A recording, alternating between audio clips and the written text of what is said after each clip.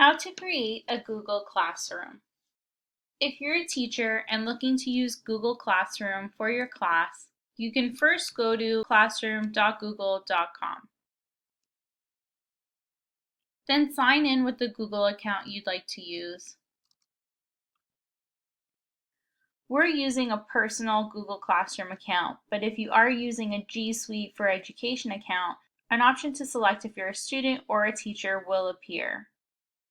Once on your Google Classroom dashboard, you'll see a plus sign at the top right corner of your screen. When you click this, you'll have the option to join a class or create a class. Select Create Class.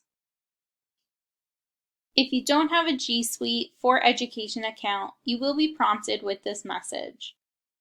If you agree to the notice, select the checkbox and click Continue. You can now create the details of your class. You can create a class name,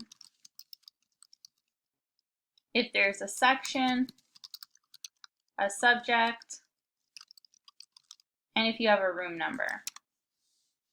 Once you have all those details entered, click Create. Your Google Classroom has now been created and you can begin posting classwork, creating assignments, responding to students, and more. You can also create multiple classrooms for the different classes and/or subjects that you teach.